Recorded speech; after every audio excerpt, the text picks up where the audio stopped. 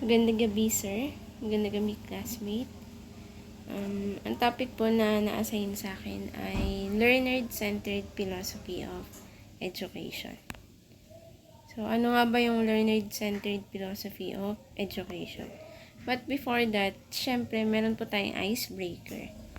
So, yung icebreaker po natin ay identify the following sentence, and then they will going to say if it is TC or teacher-centered, and the LC if it is learner-centered.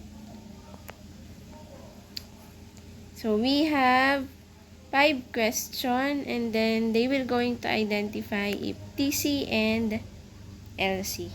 So first one, in this approach, facilitator talks, learner listen. And second one, instructors in this approach become models while students interact with facilitator and one another. And third one, in this teaching, it focuses on both student and teacher. And fourth one, in this teaching classroom usually quiet. And the fifth one, teaching that focus only with instructor who was the source of information. And those are the 5 questions that they identify if it is TC or LC. Now, let's move to our lesson. But before that, sabi ni Sir Ken Robinson, human resources are like natural resources. They often buried depth. You have to go looking for them. They are not just lying around on the surface. You have to create the circumstances where they show themselves. So, like for us as student and as well as teacher, kailangan natin mas hasain pa yung kakayanan natin or kaalaman natin sa pamamagitan ng pagtatry ng ibang mga bagay para mas maging or mas mahasa yung kakayahan natin bilang isang individual. So, next. So, ano po yung objective natin with this topic?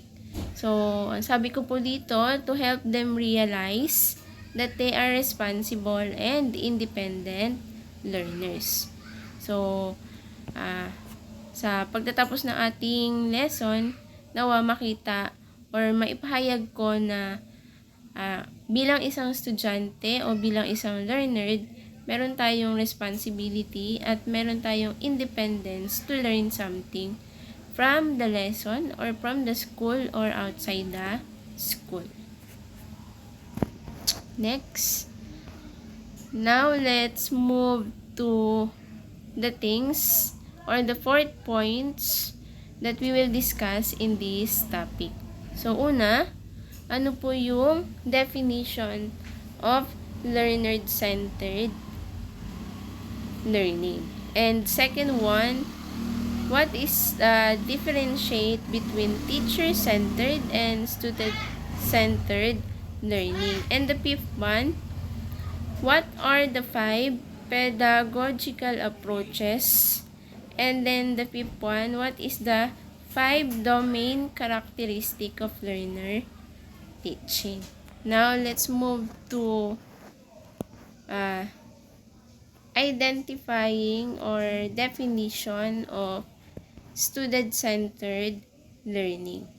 So, sabi, student-centered instruction is an instructional approach in which student influence the contents, activities, materials, and pace of learning. This learning models places the student or the learner in the center of the learning process.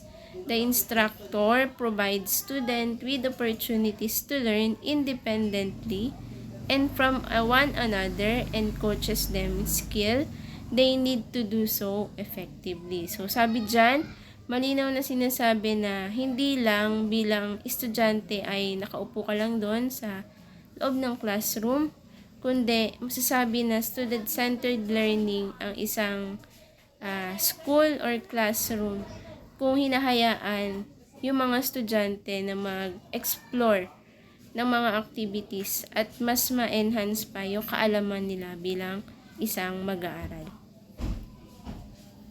Next one. So, the concept of student-centered learning is to bring classroom and student to life. So, the teacher is considered as a guide on the side, assisting and guiding student to meet the goals that have been made by the student and the teacher. So, sabi dyan, pag sinabing student-centered learning, hindi lang sa teacher magmumula yung kaalaman, kundi both teacher and student ang nagbibigay ng linaw o ng kagandahan inside the classroom. So, sabi, as a teacher, hindi mo kailangan na spoon feeding yung mga estudyante, kundi ikaw yung magiging guide on their side para mas magawa nila ng mas maayos yung activity or yung bagay na pinapagawa mo bilang isang teacher. So now, we will move to the second point, which is differentiation between teacher-centered learning and student-centered learning. So, una, sabi dyan, the more traditional or conventional approach to teaching. So, ayon yun sa teacher-centered learning. So, pag sinabing traditional or conventional approach, yun yung nakasanayan natin nung mga bata pa tayo. So, ito yung, pag sinabing traditional or conventional approach, ito yung nararanasan natin during our primary stage or student. Kasi doon na mas inaasahan natin yung mga teacher natin na magbahagi o mag-share ng kaalaman nila para matuto tayo bilang isang bata. While sa student-centered learning, sabi dito, views learner as active agents. So, ibig sabihin, kung sa teacher-centered learning, si teacher lang yung nagpa-function inside the school, dito naman, both teacher and student yung nagiging active agent para mas makita yung nangyayari inside the school. So, sabi naman dito sa second point, the teacher function in the familiar role of classroom lecturer, presenting information to the student who are expected to passively receive the knowledge being presented. So, sabi dyan, kabilang pa din sa teacher-centered learning na ang teacher, ang function niya lang ay maging lecturer o teacher inside the school. And yung pinaka-function lang ng student is expectedly to receive the knowledge from the teacher. So, ibig sabihin, umaasa lang sila sa ibibigay na knowledge ng teacher nila. And then, while student-centered learning, sabi dito, they bring their own knowledge, past experiences, education, and ideas in this impact how they take on board new information and learn. So, halimbawa, inside the classroom, meron tayong bagong discussion or merong bagong discussion si teacher. So, syempre, sa pasimula, magtatanong si teacher kung merong mga idea yung mga estudyante. So, bilang isang estudyante, syempre, andon na pwede siya magbahagi ng kanyang ideas. At pwede niyang ma-relate ito sa mga experiences niya. At kung ano yung knowledge na mai-impart niya bilang isang estudyante sa topic na i-discuss ng isang teacher. And lastly, sa student-centered learning, sabi, it differs significantly from traditional instructor-centered approach. Siyempre, kung sa teacher-centered is yung traditional approach, dito naman, different, syempre. Different from teacher-centered learning approach. Dito, hinahayaan na ang mga estudyante at ang teacher combine yung magiging participation nila para maibahagi o mas mapalawak pa yung kaalaman ng isang estudyante. At the same time, mamigyan din ng kaalaman yung teacher bilang isang tagapagturo. Next, let's move to 5 pedagogical approaches. But before that, we will define first kung ano ba yung pedagogy. Sabi dito is the art, science, or profession of teaching, especially education. So in short, ito yung teaching principle na ginagawa sa isang classroom para mas mabigyan ng information o ng kaalaman yung mga estudyante at para mas maipakita pa yung kagamitan or kagamit-gamit ng isang guro inside the classroom para mag-benefit yung both side. Hindi lang yung teacher as a teacher, kundi yung student inside the classroom. Now, let's move to ano nga ba yung basis kung saan nagsimula yung tinatawag na 5 pedagogical approaches. Sabi dito, yung pedagogical approaches ay nagpasimula ayon sa ating Constitution. So, sabi dito, Article 14, Section 5.2 of the 1987 Constitution of the Philippines stated that academic freedom shall be enjoyed in all institutions of higher learning. So, kung maaalala natin, previous discussion natin, it talks about only primary and secondary. So, hindi nabanggit doon yung pagdating sa higher learning o yung tinatawag na tertiary level. So, sabi dito, RA or Article Republic Act of 10533, also known as Enhanced Basic Educational Act of 2013, Section 5, Curriculum Development, sabi, the DepEd shall formulate the design and details of Enhanced Basic Education Curriculum. It shall work with Commission on Higher Education, UNCHED, to craft harmonized basic and tertiary level or tertiary curricula for the global competitiveness of the Filipino graduate. So, sabi dyan, malinaw na sinasabi na hindi na lang nagpo-focus sa mga primary and secondary, kundi sinama na din yung tertiary level. Sabi, to ensure college readiness and to avoid remedial and duplication of basic education subject. So, sabi, the DepEd shall coordinate with the CHED and the Technical Education and Skill Development Authority or yung TESDA na tinatawag. So, yan. Ayun nga po sa Republic Act 10533, Section 5E, ito na papasok na yung 5 pedagogical approaches.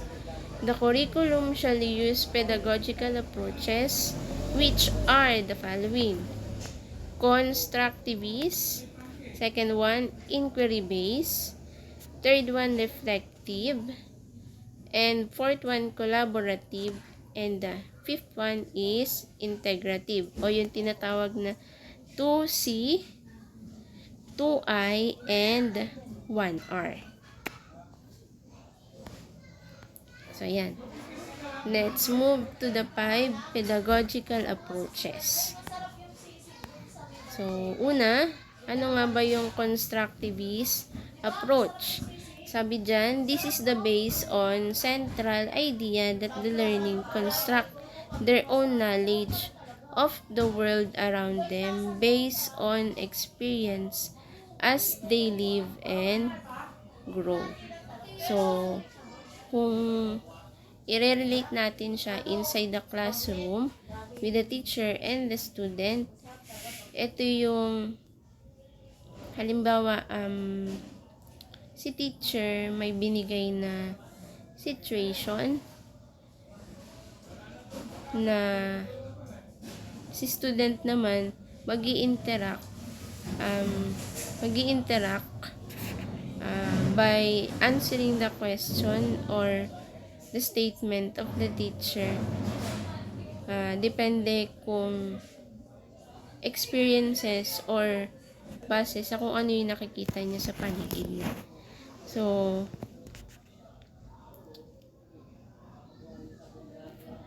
next.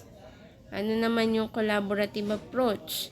Sabi dyan, is an educational approach to teaching and learning that involves groups of learners working together to solve a problem, complete a task, or create a product. So, like for example, ayun pa din yung last na example natin. So, after mag-discuss ng isang teacher,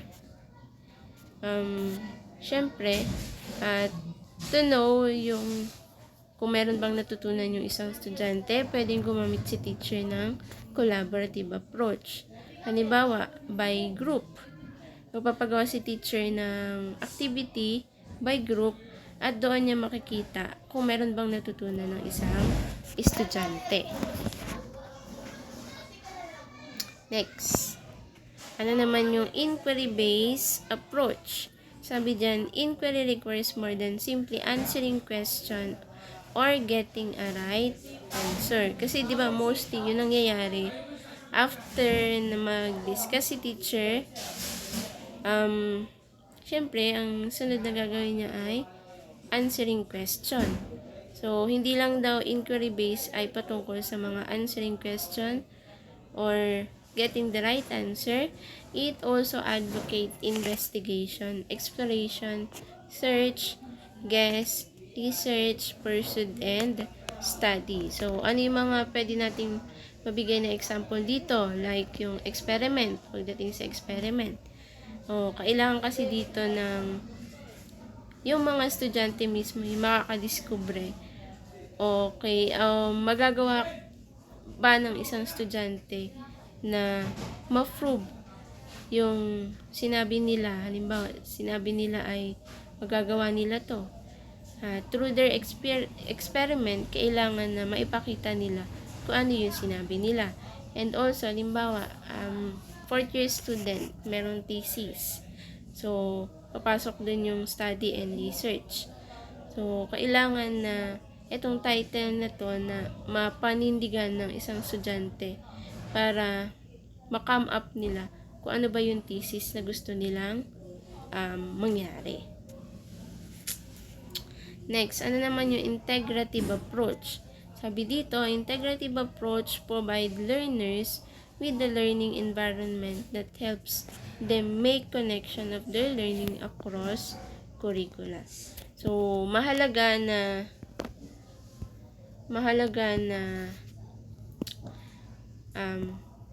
meron ang isang estudyante na good learning environment para sa pagkatuto nila. Kasi, halimbawa na lang kung ang estudyante ay nabubuli inside the school. So, maaaring hindi na siya pumasok or hindi niya ipagpatuloy yung pag-aaral niya. So, kailangan andun na inside the classroom, kailangan maramdaman niya yung connection between teacher and co-student as well. Para na lang para na rin sa ikalalago ng kanyang kaalaman. Next. Lastly, ano naman yung reflective teaching learning approach? So, reflective learning is a form of education in which student reflects upon their learning experiences. Metacognition in thinking about your own way of learning. So, dito, Halimbawa na lang nito ay yung kapag si teacher tapos na mag-discuss at kailangan ng reflection, doon may papakita ng isang estudyante kung meron ba siyang natutunan. Either sasabihin ba or by speaking, by presenting it to the class, or by writing it kung meron ba silang natutunan. At doon din maipapakita ng malalaman ng isang teacher kung meron bang natutunan ng isang estudyante. At syempre, kung meron natutunan, magre-reflect yun sa pang-araw-araw nilang pamumuhay. Now, let's move to the last points. Ano ba yung last point? Yung 5 characteristic of teaching that make it learner-centered. So, mahalaga na malaman natin kung ano ba yung mga karakteristik na dapat nating taglayin para masabi natin na ang isang classroom ay matatawag na learner-centered environment. So, una, sabi dyan, learner-centered teaching engages student in the hard, messy work of learning. So, masasabi ba natin na kapag hindi messy work yung ginagawa ng estudyante ay wala nang matututunan? So, hindi ibig sabihin na ganun. So, ang ibig sabihin lang, either not messy work or messy work, andun pa din na merong matututunan ng isang estudyante kung merong magbabahagi ng kaalaman sa kanila at sila mismo yung mag-e-explore ng mga kaalaman na pwede pa nilang matutunan. Next one, ano daw yon? It is a teaching that motivates and empowers students by giving them some control over learning processes. Hindi yung iko-control mo sila mismo kasi yun ay magre-resulta na hindi sila matututo or hindi nila gugustuhin matuto. Ang gusto nila ay motivation and empowerment para mas maibigay nila yung kakayahan na meron sila. Third one, learner-centered teaching encourages students to reflect on what they are learning and how they are learning it. So, mahalaga yung reflection. Kasi pag walang reflection, andun na lalabas lang sa kabilang tenga kung ano yung narinig ng isang estudyante at walang application. Either sa school man or in real life. So, kailangan na makita mo bilang estudyante o makita ng parent yung pagbabago sa isang estudyante. So, fourth one, it is teaching that encourages collaboration, acknowledging the classroom, either virtual or real, as community where everyone shared the learning agenda. Hindi yung mamanduhan sila na ito lang yung dapat yung gawin, kundi andon na mararamdaman nila na pwede silang mag-share ng idea sa ibang tao kahit sila ay estudyante pa lamang or kahit sila ay estudyante pa lamang, kahit yung kausap nila ay isang teacher. Syempre, in a good way naman. So, andun na kailangan ng collaboration between student and teacher as well.